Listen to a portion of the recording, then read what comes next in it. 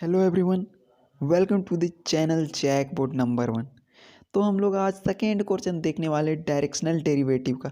हम लोगों ने इससे पहले डायरेक्शनल डेरिवेटिव क्या होता था ये जाना, नॉर्मल वेक्टर और नॉर्मल यूनिट वेक्टर क्या होता है ये भी सीख लिया है, क्योंकि इस टॉपिक से 12 मार्क्स का क्वेश्चन हर साल पूछ रहा है। तो ये बहुत ज़्यादा इम्पोर्टेंट है, आप लोग चेकआउट कर सकते हैं। तो चलिए हम लोग सेकेंड क्वेश्चन के ऊपर चलते हैं। आप लोग साथ में नोट्स को लिखते चलेंगे।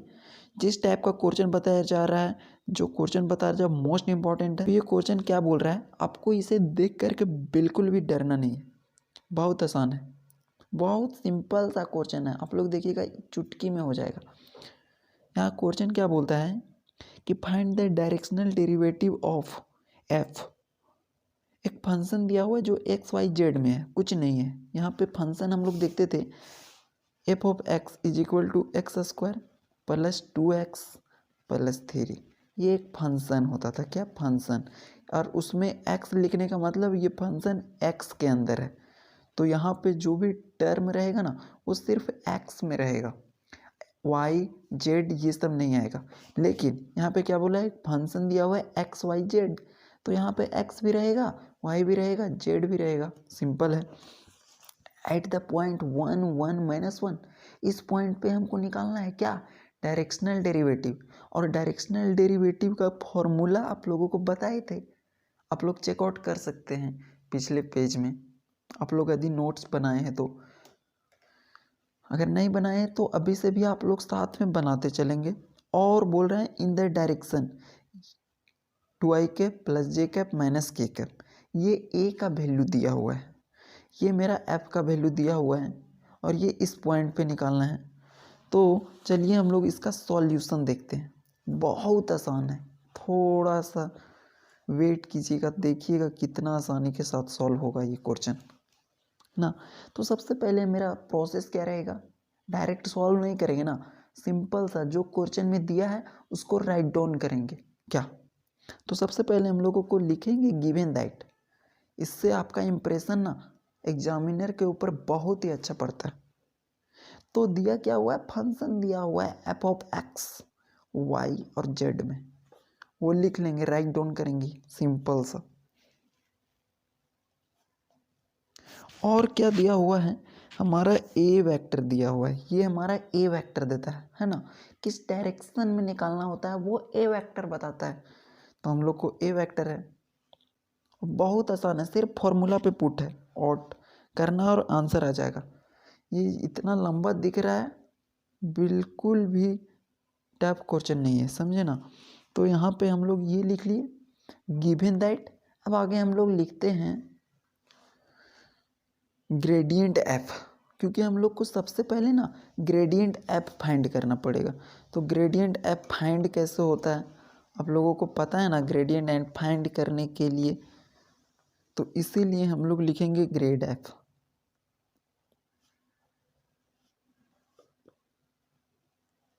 ये होता है मेरा आई कैप बताए थे plus J cap plus K cap, ये ऐसे लिख दिए। और यहाँ पे होता है डेल अपॉन डेल एक्स, जे के नीचे डेल अपॉन डेल वाई और del upon del Z.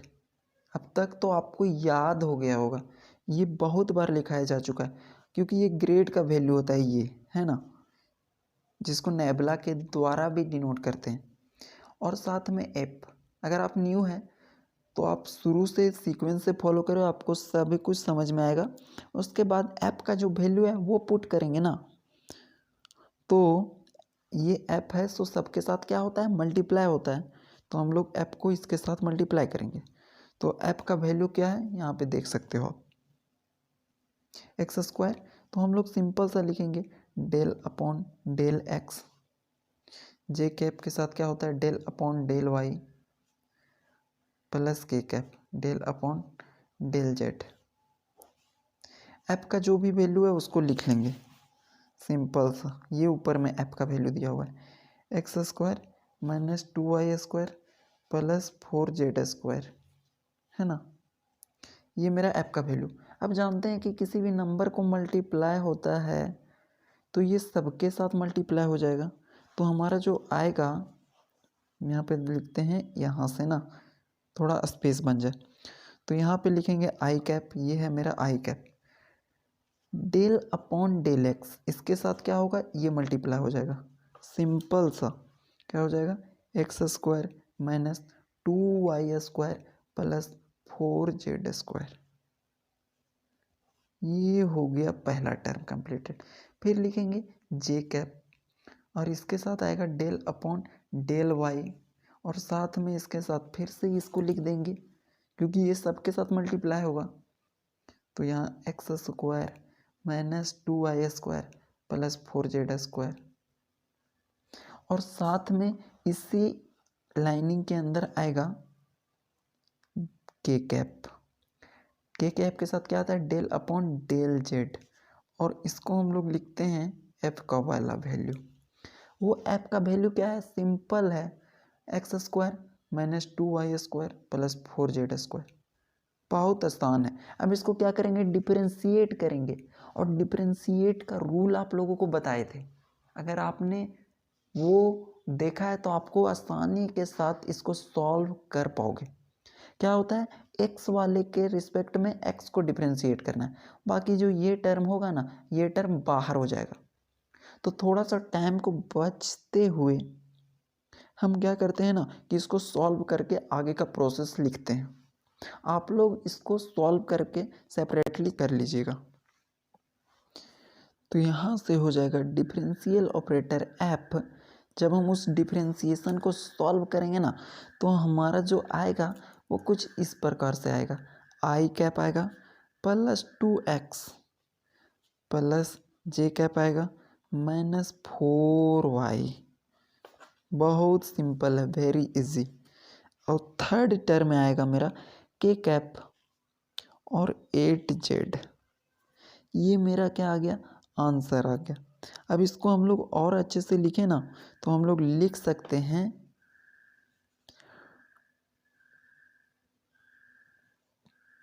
2x आई कैप, और ये माइनस और प्लस क्या होता है पता होगा आप लोगों को, माइनस प्लस माइनस, तो यहाँ से हो जाएगा 4yj कैप और प्लस 8z के कैप। सिंपल है। अब बट हम लोग को तो ये क्या निकाले हैं, डिफरेंशियल ऐप, इसको कहते हैं ग्रेड ऐप या फिर नेबला ऐप या फिर डिफरेंशियल ऑपरेटर ऐप। इसको पढ़ते हैं डिफरेंशियल ऑपरेटर और इसको बोलते हैं ऐप। ऐप मतलब स्केलर फंक्शन। या फिर पढ़ते हैं, इसको बोलते हैं नेबला और ऐप, या फिर सिंपल ग्रेड ऐप जिसको ग्रेडियंट ऐप भी कहते हैं। सिंपल सा है, टर्म को ध्यान में रखना है, क्या बोलते हैं ग्रेडियंट ऐप। बट हम लोग को निकालना कब है, पॉइंट दिया हुआ है ना 1,1,1 पे, तो इसीलिए हम लोग निकालेंगे ग्रेड ऐप एट 1, 1 और -1। इसका मतलब क्या है, 1x का वैल्यू है, 1y का वैल्यू और -1z का वैल्यू है। इस इक्वेशन के अंदर पुट करेंगे तो देखिए क्या आ जाएगा, 2 × 1 आई कैप माइनस 4 × 1 जे कैप प्लस 8 × -1 के कैप। इसको सिंपल सा सॉल्व करेंगे, 2 × 2, यहाँ से हो जाएगा -4 और ये हो जाएगा -8 के कैप। ये मेरा क्या निकला, ग्रेडियंट ऑफ एफ एट 1, 1, -1। और इसी को हम लोग क्या बोलते हैं, नॉर्मल वेक्टर। नॉर्मल वेक्टर, तो हम लोगों को नॉर्मल वेक्टर मिल गया। अब हम लोग को क्या निकालना है, ए कैप। तो हम लोग जानते हैं कि ए कैप निकलता कैसे है, और ए कैप निकलेगा और नॉर्मल वेक्टर निकल गया है, तो हम लोग का डायरेक्शनल डेरिवेटिव आसानी के साथ निकल जाएगा। तो यहाँ पे हम लोग निकालेंगे ए कैप, मतलब ए वेक्टर का यूनिट वेक्टर। तो हम लोग जानते हैं कि किसी भी वेक्टर का यूनिट वेक्टर निकालने के लिए किसी भी वेक्टर को उसके मैग्नीट्यूड से डिवाइड कर देते हैं। तो ए वेक्टर का वैल्यू क्या है, ये तो फॉर्मूला हो गया ना। अब पुट ऑन करते हैं ए वेक्टर का वैल्यू, तो वो ए वेक्टर का वैल्यू होता है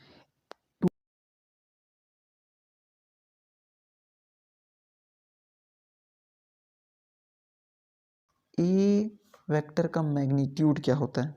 सिंपल सा है।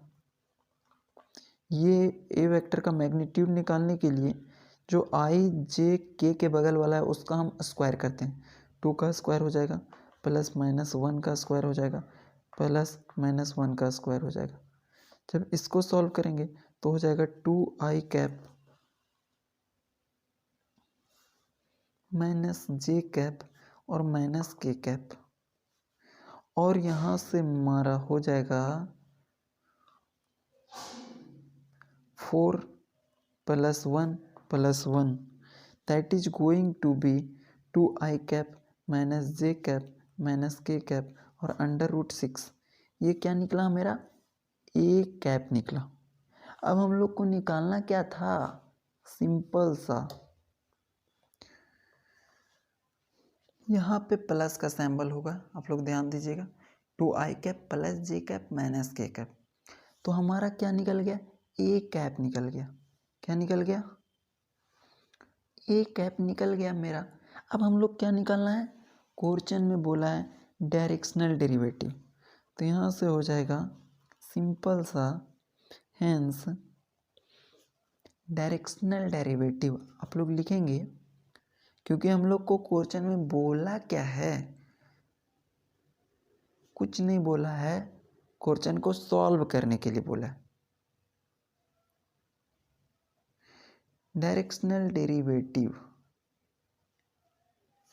इन डायरेक्शन ए, तो इसका फॉर्मूला तो आप लोगों को बताए थे। क्या होता है? सिंपल सा होता है, normal vector co dot product करेंगे किसके साथ?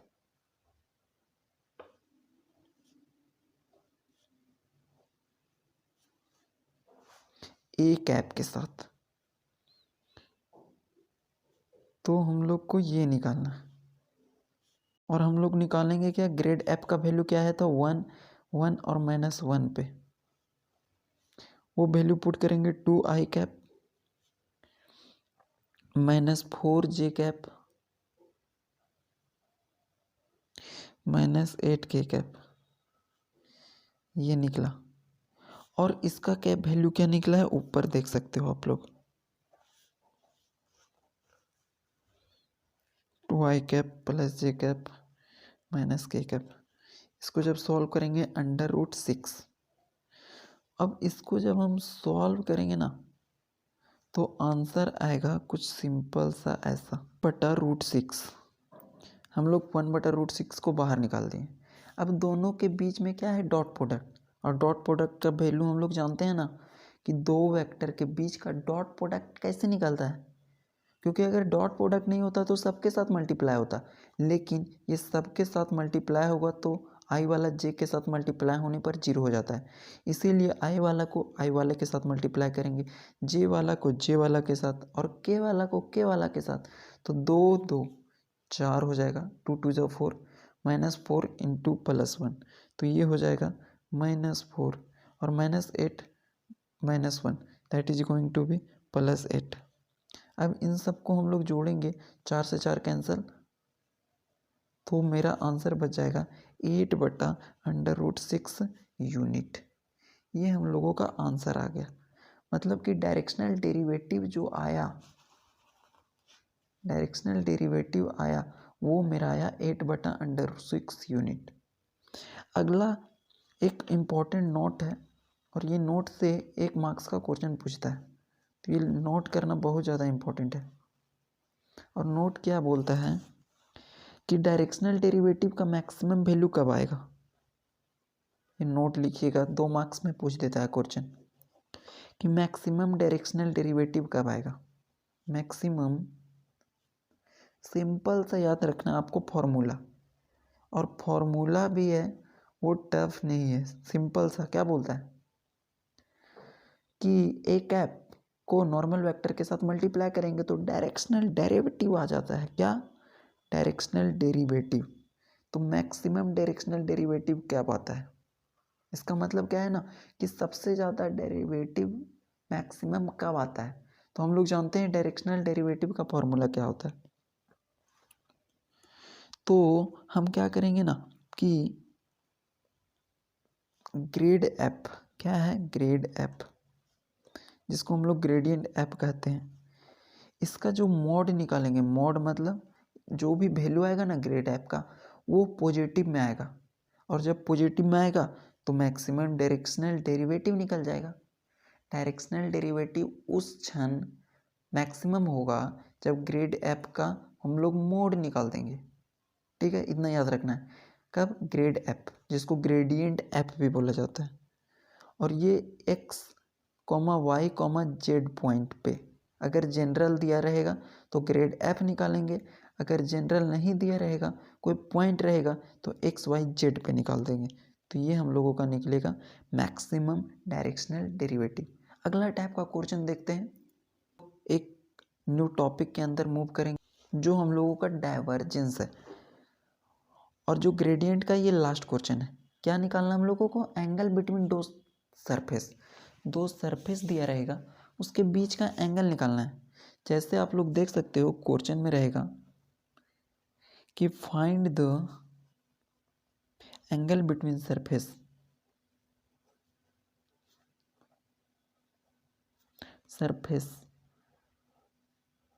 ये लास्ट टाइप का क्वेश्चन है। इसके बाद फिर ये हम लोग टॉपिक को एंड करेंगे, है ना। तो हम लोग को बोल रहा है कि सरफेसेस के बीच का एंगल निकालना है, जिसमें दिया हुआ है एक सरफेस का वैल्यू दिया है, एफ का वैल्यू दिया हुआ है। यहाँ पे देखिए X square plus Y square plus Z square is equal to 4, और जी का वैल्यू दिया हुआ है हम लोगों को, ये सरफेस है ना, तो जी का वैल्यू दिया हुआ है वो है Z equal to X square plus Y square minus 3।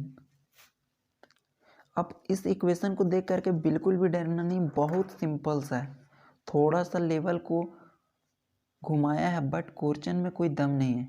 आप लोग थोड़ा सा वेट कीजिएगा, देखिएगा कितना सिंपली सॉल्व होगा। किस पे निकालना है? एक पॉइंट पे। ये जेड दो इक्वल है, इसका मतलब क्या है? जेड जैसे 4 यहाँ पे बाहर है ना, इक्वल टू के बाहर, वैसे जेड को बाहर किया हुआ है, और कुछ नहीं है। डरना बिल्कुल भी नहीं है, क्वेश्चन को देख करके देखिएगा, इतना सिंपल वे में सॉल्व होगा, और 12 मार्क्स आपके हैंड में। यहाँ पे क्या, इसका सबसे पहले हम लोग क्वेश्चन बोल रहा है कि find the angle between surface, एक सरफेस ये है एक सरफेस ये है, दोनों के बीच का एंगल निकालना है। तो हम लोग ये जो पहले पढ़ चुके हैं ना, उसी का एक थोड़ा सा चेंजिंग रूप है, वास्ट रूप है। वास्ट भी हम लोग नहीं कर सकते हैं क्योंकि उतना ज़्यादा वास्ट भी नहीं है। हम लोग पढ़े थे ए वेक्टर डॉट बी वेक्टर, दोनों का डॉट प्रोडक्ट क्या होता था? ए का मैग्नीट्यूड बी का मैग्नीट्यूड और कॉस थीटा, ये दो वेक्टर होता था, है ना। दो वेक्टर का वैल्यू कैसे निकालते थे? ए मैग्नीट्यूड बी का मैग्नीट्यूड कॉस थीटा। अब हम बोल देंगे कि ए वेक्टर ऐसे है बी वेक्टर ऐसे है, तो इन दोनों के बीच का एंगल निकाल लिए। तो एंगल निकालने के लिए सिंपल क्या, कॉस थीटा को यहीं पे रहने देते थे, और ये जो मैग्नीट्यूड वाला वैल्यू उसको उठा करके इसके नीचे डाल देते थे। तो ए बी डॉट में रहेगा, साथ में ए का मैग्नीट्यूड और बी का मैग्नीट्यूड, ये कॉस थीटा का एंगल निकालते थे ना। तो यही फॉर्मूला को यहाँ पे यूज किया है। एंगल बिटवीन टू सरफेस का फॉर्मूला होगा, यहाँ पे लिखिएगा आप लोग, एंगल बिटवीन, ये को तो क्वेश्चन दिया हुआ है ना, ये क्या है हम लोगों का? क्वेश्चन है। एंगल बिटवीन टू, जिसको वर्ड में लिखे टू सरफेसेस, कोई दो सरफेस दिया रहेगा, उसके बीच का angle that is going to be cos theta, एकदम सेम टू सेम इस फॉर्मूला के जैसा होगा। देखिएगा ग्रेड एफ, जिसको हम लोग बोलते हैं ग्रेडियंट एफ, का डॉट प्रोडक्ट है किसके साथ? जी के साथ, ग्रेड जी, और ये हम लोगों को निकालने के लिए आता है। और बट्टा में क्या है, जैसे यहाँ पे था A vector dot B vector grad F dot grad G, साथ में ए वेक्टर का मैग्नीट्यूड बी वेक्टर का मैग्नीट्यूड, तो यहाँ पर भी लिख देंगे ग्रेड एफ का मैग्नीट्यूड, ग्रेड एफ का मैग्नीट्यूड और ग्रेड जी का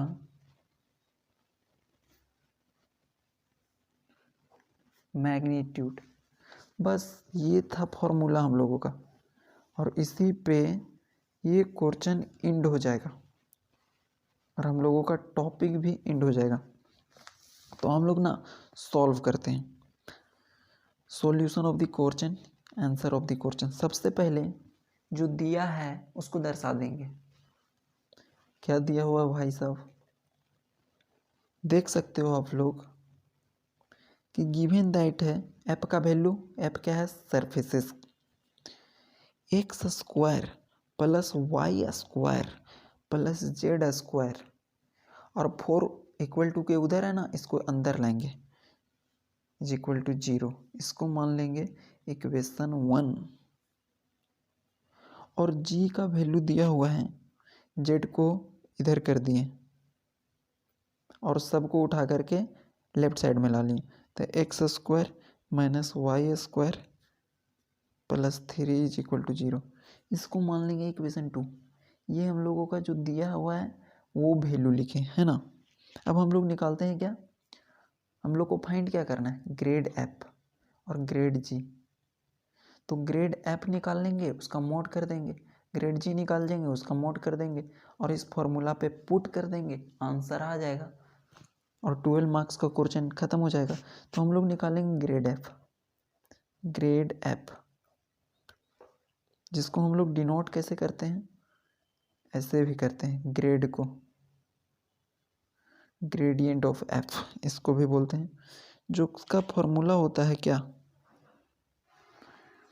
सबसे पहले इसका वैल्यू क्या होता है, हम लोग लिखते हैं I into del upon del X plus J cap del upon del Y plus K cap del upon del Z, ये लिख लेते हैं और साथ में एफ का वैल्यू जो है वो लिखते हैं। तो एफ का वैल्यू क्या है, X square plus Y square plus Z square minus 4। अब इसको सबके साथ मल्टीप्लाई करेंगे और उसके बाद मेरा डिफ्रेंशिएशन कर देंगे तो आंसर आ जाएगा। तो इसके बाद जब हम लोग सॉल्व करेंगे ना, तो इसका डिफ्रेंशिएट करने पर वैल्यू आता है, वो आता है 2x आई कैप।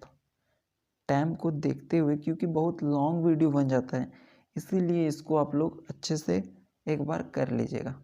अगर डिफ्रेंशिएशन नहीं पता है तो कमेंट बॉक्स में लिख दीजिएगा, आप लोगों को फिर से बता दिया जाएगा, बट पिछले वीडियो में आप लोगों को डेफिनेटली बताया गया था। ये निकला मेरा क्या, ग्रेड एफ। इसको सॉल्व करने पे हम लोग का निकला क्या, ग्रेड एफ। अब हम लोग निकालेंगे ग्रेड एफ, कहाँ पे, पॉइंट दिया हुआ था ना क्वेश्चन में 2 - 1 और 2 पे, मतलब एक्स वाई जेड का वैल्यू दे दिया हुआ। इसको सॉल्व करेंगे तो वो आ जाता है 4i cap minus 2j cap plus 4k cap, और इसी को हम लोग कहते थे नॉर्मल वेक्टर। आगे हम लोग सॉल्व करें तो हम लोग निकालेंगे क्या, ऑल्सो ग्रेड जी, है ना। और ग्रेड जी हम लोग को निकालने के लिए उसको हम लोग जब सॉल्व करेंगे ना, तो सिंपल सा आता है -2x आई कैप माइनस 2y जे कैप प्लस के कैप। ये तो निकला ग्रेड एफ, लेकिन ग्रेड एफ का ग्रेड जी, लेकिन ग्रेड जी का वैल्यू कब निकालना है, एक पॉइंट पे ऊपर 2 - 1 और 2 के ऊपर। जब एक्स वाई जेड का वैल्यू यहाँ पे पुट करेंगे तो आंसर आता है मेरा 4i cap plus 2j cap plus K cap, और इसी को बोलते हैं नॉर्मल वेक्टर। तो हम लोग है ना, सो इसको नॉर्मल 1 मान लेते हैं और इसको नॉर्मल 2 मान लेते हैं। ग्रेड एफ निकल गया। अब ये ग्रेड एफ और ग्रेड जी का मैग्नीट्यूड निकालेंगे और जो फॉर्मूला यहाँ पे आप लोगों को दिख रहा है उसके ऊपर पुट कर देंगे, हम लोगों का आंसर आ जाएगा। तो आगे देखते हैं, अब हम लोग आंसर के करीब आ गए हैं। तो हम लोग क्या निकाल रहे हैं अभी, मैग्नीट्यूड। ग्रेड एफ का मैग्नीट्यूड, जिसको हम लोग क्या माने n1 वेक्टर, नॉर्मल वेक्टर 1, इसका हम लोग मैग्नीट्यूड निकाल रहे हैं। तो किसी भी वेक्टर का मैग्नीट्यूड निकलता कैसे, सिंपल सा, जो स्केलर कंपोनेंट है उसका स्क्वायर कर देते हैं। तो हम लोग जब स्केलर कंपोनेंट का स्क्वायर करेंगे तो ये हो जाएगा 4 चक 16 प्लस 4 प्लस 16, तो ये 16 प्लस 4 प्लस 16, और ये हो जाएगा √36, that is going to be 6 unit. ये निकला नॉर्मल यूनिट वेक्टर 1। अब हम लोग निकालेंगे नॉर्मल यूनिट वेक्टर 2। क्या निकालेंगे, normal unit vector 2, that is equal to grad G का मैग्नीट्यूड, n2 का मैग्नीट्यूड। और फिर से जब हम इसको सॉल्व करेंगे तो ये आ जाता है मेरा √21 यूनिट। आप लोग मैग्नीट्यूड निकाल सकते हो, जो भी स्केलर कंपोनेंट है ना उसको स्क्वायर करके ऐड करना है, इतना तो आपको पता होगा। तो अब है सो निकालेंगे क्या, angle between surfaces, angle between, ये आप लोगों का बिटवीन है, सरफेसेस। कौन कौन सरफेस था, एफ सरफेस था और जी सरफेस था, एफ एंड जी। उसका फॉर्मूला क्या था, सिंपल सा, cos theta is equal to पहला वाला सरफेस का ग्रेड एफ ग्रेड जी, दोनों का डॉट प्रोडक्ट, और साथ में इसका मैग्नीट्यूड ग्रेड एफ, और यहाँ पे इसका मैग्नीट्यूड ग्रेड जी। सबका मैं वैल्यू निकाल चुके हैं ना, सिंपल सा हम लोग इस फॉर्मूला के ऊपर पुट करते हैं, आंसर आपके सामने आ जाएगा। तो हम लोग लिखेंगे cos theta is equal to grad F का वैल्यू कितना है, आप लोग पीछे देखिएगा क्या आया, 4i cap minus 2j cap plus 4k cap. Grad G का वैल्यू क्या आया, minus 4i cap plus 2j cap और प्लस k कैप। ये हम लोगों का आया ग्रेड एफ का वैल्यू और ग्रेड जी का वैल्यू। और ग्रेड एफ का वैल्यू कितना आया, ये ग्रेड एफ का वैल्यू हम लोग को पता है ना, कितना आया, 6 आया, और इसका वैल्यू कितना है, √21 आया। अब हम लोग है ना सो ऊपर वाला का डॉट प्रोडक्ट निकालते हैं, हम लोग को पता है ना डॉट प्रोडक्ट आई को आई के साथ, तो वो हो जाएगा -16, और इसको 2 को -2 के साथ that is going to be -4, और 4 को 4 के साथ that is going to be +4।